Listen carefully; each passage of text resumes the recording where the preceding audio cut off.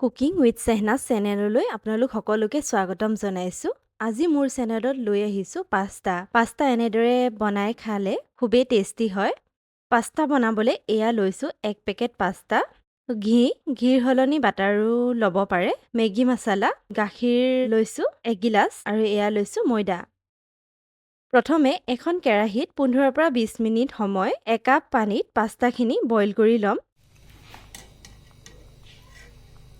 লাহে লাহে সিজিছে এয়া। পাস্তাখিনি বইল হৈ থাকোঁতে ইয়াতে অকণমান আন্দাজ অনুসৰি নিমখ দি দিছোঁ। 20 মিনিটৰ পিছত এইখিনি নমাই ৰাখিম এটা যতনত।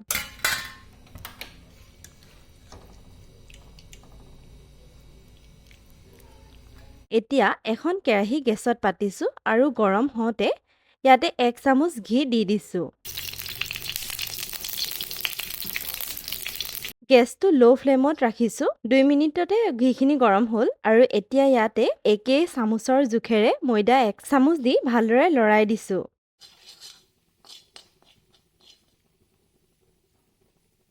দুই 3 মিনিট অকণমান কালাৰ অহালে ভাজিছোঁ আৰু এতিয়া ইয়াতে 1 কাপ গাখীৰ দিছোঁ।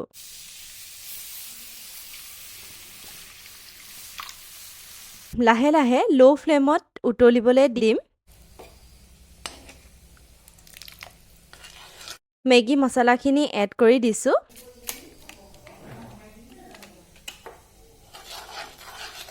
গাখীৰখিনি 5 মিনিট উতলোৱাৰ পিছতে অলপ ডাঠ গ্ৰেভি হৈ আহিছে। তেতিয়াই ইয়াতে পাস্তাখিনি এড কৰি দিছোঁ আৰু গোটেইখিনি ভালদৰে লৰাই দিম যাতে মছলাটো পাস্তাত সোমাই যায়।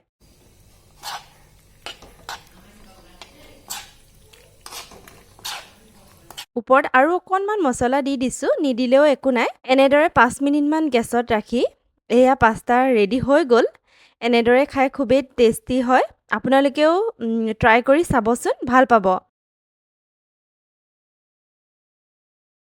আৰু আজিৰ ভিডিঅ'টো ইমানতে শেষ কৰিছোঁ। যদি ভিডিঅ'টো চাই ভাল লাগিল, চেনেলটো ছাবস্ক্ৰাইব কৰি দিব, লাইক কৰিব আৰু কমেণ্ট কৰিব। Thank U.